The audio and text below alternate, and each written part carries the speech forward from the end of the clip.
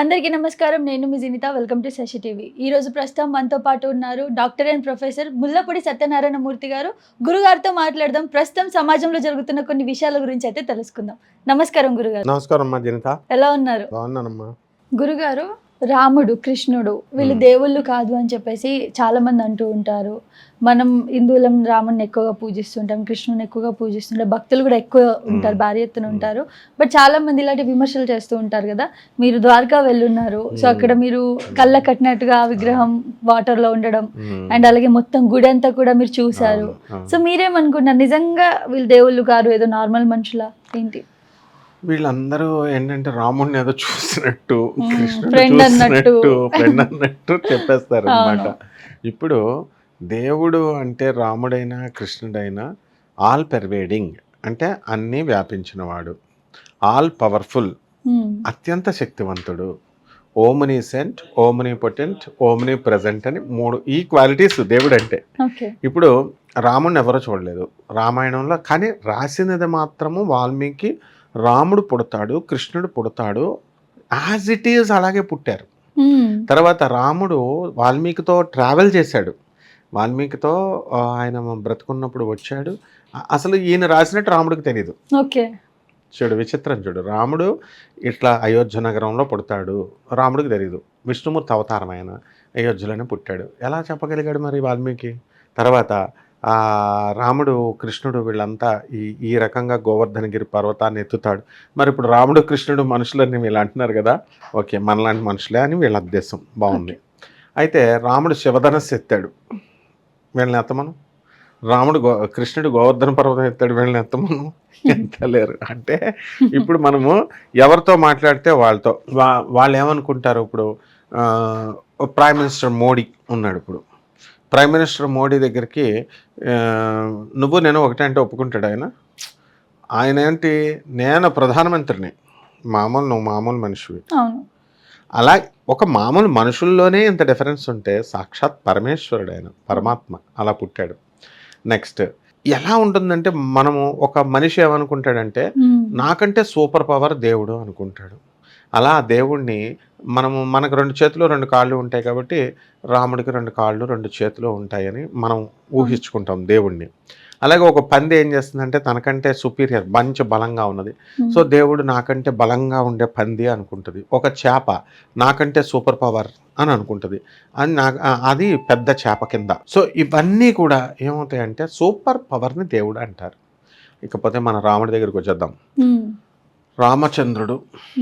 రామచంద్రుడు కృష్ణుడు చికెన్ తిన్నారని ఒకడు, మటన్ తిన్నారని ఒకడు. వీళ్ళంతా మాకు రూలే చెప్పింది. చికెన్ తిన్నారంటే ఎంకరేజ్ చేయడానికి అనమాట. వాళ్ళు ఎలాగా మామూలు మీరందరూ మనుషులు కష్టపడతారని అనుకుంటున్నారేమో, మీకే కష్టాలు ఉన్నాయని అనుకుంటున్నారేమో.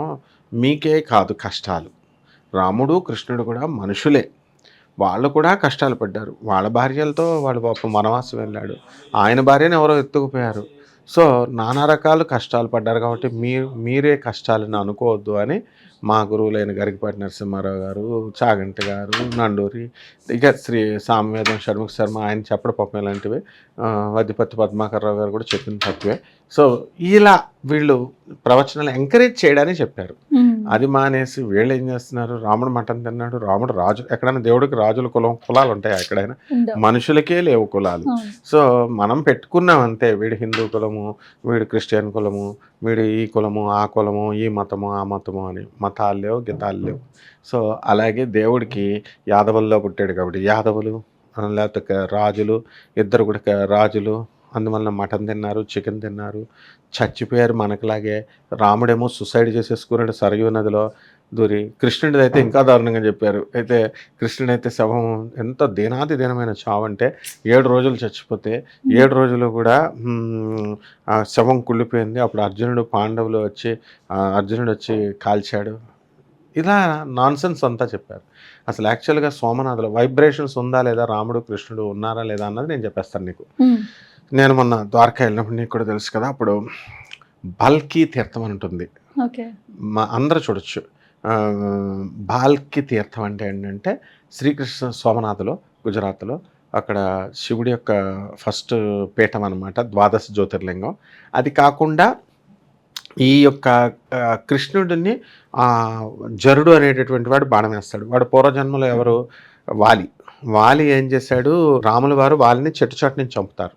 ఎందుకని? వాలికి ఒక పవర్ ఉంది. ఆ పవర్ నుంచి ఎవరైతే ఎదురుగుండగా కూర్చుంటారో వాళ్ళది హాఫ్ పవర్ లాగేస్తాడు. ఓకే. కాబట్టి అతన్ని ఎవరు చంపలేరు.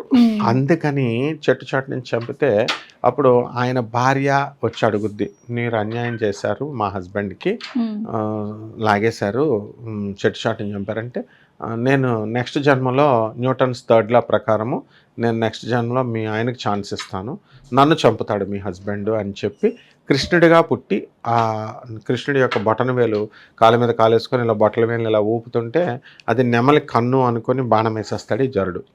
అది తగిలిసి చనిపోతుంది. ఎవరు? నెమలి చనిపోతుంది.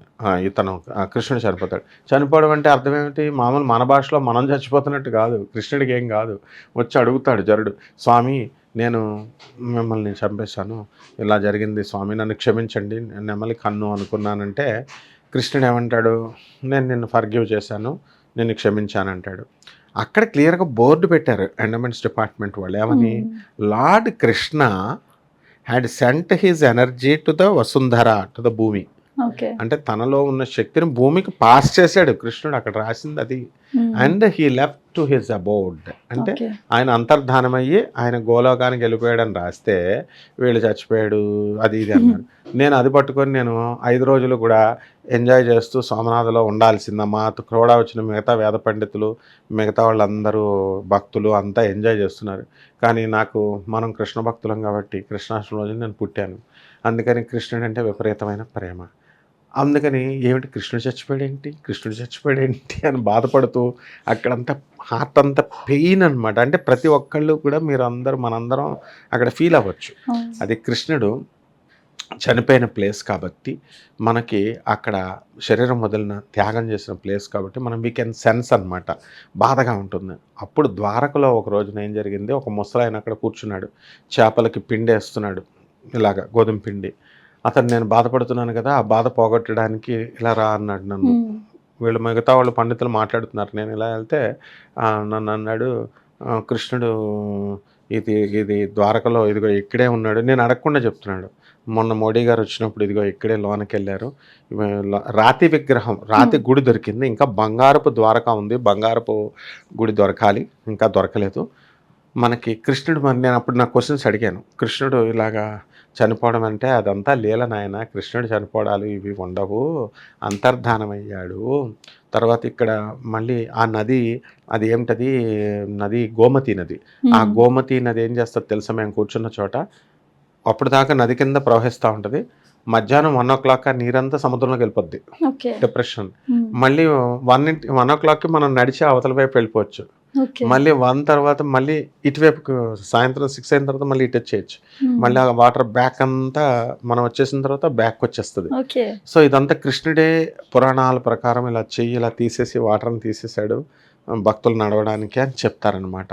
సో సముద్రంలో డిప్రెషన్స్ అనేటటువంటివి జరుగుతాయి డైలీ, కాబట్టి అలా లాగుతుందని సైన్స్ ప్రకారం కూడా మనం సపోర్ట్ చేసుకోవచ్చు. మొత్తం మీద ఏమిటంటే ఇక్కడ రాముడు కృష్ణుడు మనలాంటి మనుషులు కాదు, వాళ్ళు దేవుళ్ళు, విష్ణుమూర్తి అవతారాలు, ఒక పర్పస్ కోసం పుట్టారు. పర్పస్ కోసం, పర్పస్ పూర్తయిపోగానే వాళ్ళు అంతర్ధానం అయిపోతారు. ఆదిశంకరులు అంతే అనమాట. వీళ్ళు మనకులాగా డెడ్ బాడీ లాగా కాల్చేయడాలు గీల్చేయడాలు ఇవేమీ కాదు.